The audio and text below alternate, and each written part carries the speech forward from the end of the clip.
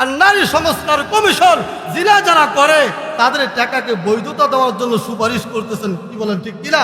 আমরা স্পষ্ট ভাষায় বলতে চাই, আমাদের এই দেশ মুসলমানদের দেশ, এই বাংলাদেশের মধ্যে কোন আইন যদি করতে হয়, আমাদের দাবি সর্বপ্রথম ওই আইন প্রণয়ন করার কমিটির মধ্যে সবার আগে রাখতে হবে বাংলাদেশের জাতীয় মসজিদের খতিব মুফতি আব্দুল মালেক সাহেব দামাত বরকাতুহুকে। কি বলে, ঠিক কিনা? আমার ভাইরা, বাংলাদেশের মধ্যে বহু ইসলামী দল রয়েছে, ইসলামী আন্দোলন রয়েছে, জামাত ইসলাম রয়েছে, খেলাফত মজলিস রয়েছে, ইসলামী খেলাফত আন্দোলন রয়েছে, জমিয়ত রয়েছে। প্রত্যেকটা দল থেকে আমাদের ওলামায়ে কেরামদেরকে নিয়ে যে আইন করা হয়, এই আইন যারা বুঝে, আমাদের আলেমরাও আইন বুঝে। কি বলেন, ঠিক কিনা? উভয়ের সমন্বয়ে বাংলাদেশে কোন আইন পাস করতে হলে পাস করতে হবে, অন্যথায় বাংলাদেশের মানুষ ইসলাম বিরোধী, কুরআন বিরোধী, হাদিস বিরোধী কোন আইন মানবে না, মানতে পারে না। কি বলেন, ঠিক কিনা? এই জন্য আমার ভাইয়েরা, আগামী 3 তারিখ আমরা সবাই জানি হেফাজতে ইসলামের পক্ষ থেকে ঢাকা সোহরাওয়ার্দী উদ্যানে সমাবেশ ডাকা হয়েছে। এই সমাবেশ কোন সরকারকে বসানোর জন্য নয়, এই সমাবেশ কোন সরকারকে নামানোর জন্য নয়, এই সমাবেশ হলো কুরআনের পক্ষে, ইসলামের পক্ষে। কি বলেন, ঠিক কিনা? এই জন্য আমরা যারা পারি, প্রত্যেকটা মুসলমানের ইমানি দায়িত্ব এই হেফাজতে ইসলামের সমাবেশে, 3 তারিখের সমাবেশে, আগামী শনিবারের সমাবেশে স্বতঃস্ফূর্তভাবে অংশগ্রহণ করার।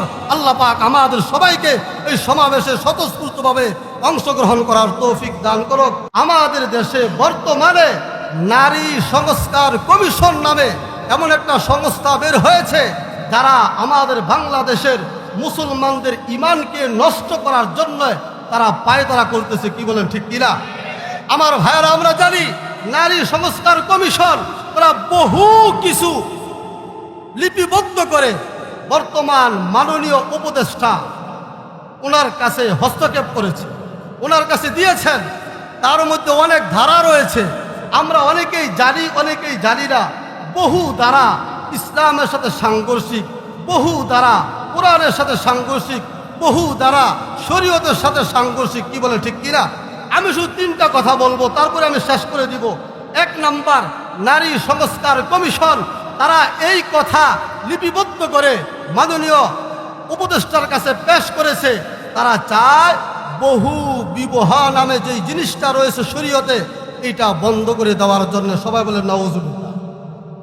বহু বিবাহ অর্থাৎ একের অধিক বিবাহ করা, এটা তো শরীয়ত কর্তৃক এটা নির্দেশিত। কি বলে, ঠিক কিনা?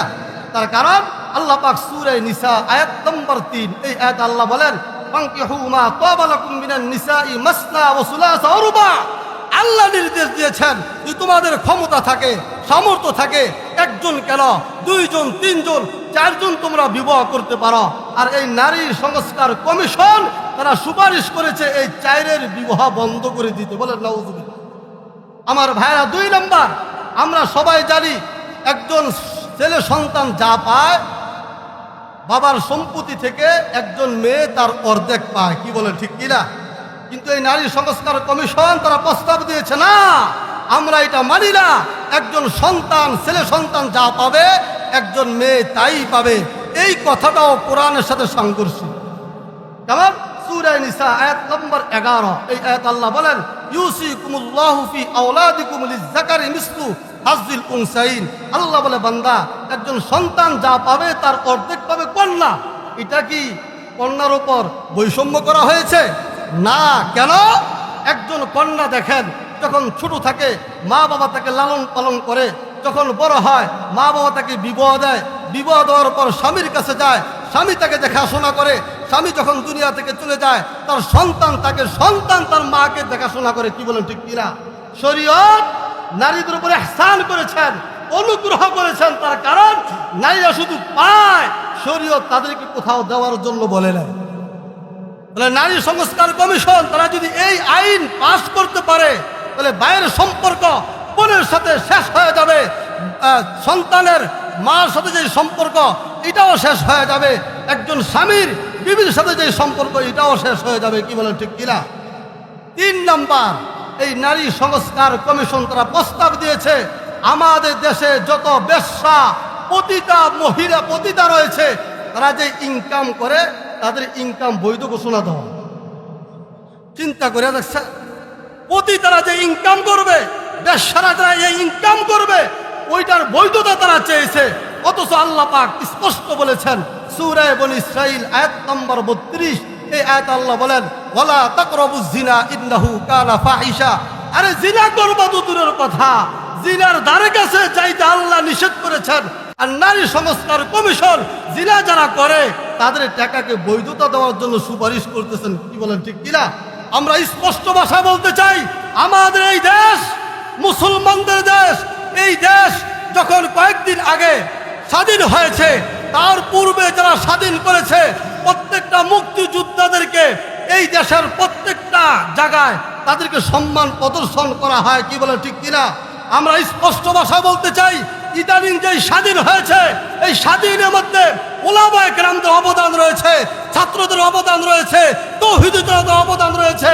এই বাংলাদেশের মধ্যে কোন আইন যদি করতে হয়, আমাদের দাবি সর্বপ্রথম ওই আইন প্রণয়ন করার কমিটির মধ্যে সবার আগে রাখতে হবে বাংলাদেশের জাতীয় মসজিদের খতিব মুফতি আব্দুল মালেক সাহেব দামাত বরকাতুহুকে। কি বলে ঠিক কিনা? আমার ভাইরা, বাংলাদেশের মধ্যে বহু ইসলামী দল রয়েছে, ইসলামী আন্দোলন রয়েছে, জামাত ইসলাম রয়েছে, খেলাফত মজলিস রয়েছে, ইসলামী খেলাফত আন্দোলন রয়েছে, জমিয়ত রয়েছে। প্রত্যেকটা দল থেকে আমাদের ওলামায়ে কেরামদেরকে নিয়ে যে আইন করা হয়, এই আইন যারা বুঝে, আমাদের আলেমরাও আইন বুঝে। কি বলেন ঠিক কিনা? উভয়ের সমন্বয়ে বাংলাদেশে কোন আইন পাস করতে হলে পাস করতে হবে, অন্যথায় বাংলাদেশের মানুষ ইসলাম বিরোধী, কুরআন বিরোধী, হাদিস বিরোধী কোন আইন মানবে না, মানতে পারে না। কি বলেন ঠিক কিনা? এই জন্য আমার ভাইয়েরা, আগামী 3 তারিখ আমরা সবাই জানি হেফাজতে ইসলামের পক্ষ থেকে ঢাকা সোহরাওয়ার্দী উদ্যানে সমাবেশ ডাকা হয়েছে। এই সমাবেশ কোন সরকারকে বসানোর জন্য নয়, এই সমাবেশ কোন সরকারকে নামানোর জন্য নয়, এই সমাবেশ হলো কুরআনের পক্ষে, ইসলামের পক্ষে। কি বলেন ঠিক কিনা? এই জন্য আমরা যারা পারি, প্রত্যেকটা মুসলমানের ইমানি দায়িত্ব এই হেফাজতে ইসলামের সমাবেশে, 3 তারিখের সমাবেশে, আগামী শনিবারের সমাবেশে স্বতঃস্ফূর্তভাবে অংশগ্রহণ করার। আল্লাহ পাক আমাদের সবাইকে এই সমাবেশে স্বতঃস্ফূর্তভাবে অংশগ্রহণ করার তৌফিক দান করুক।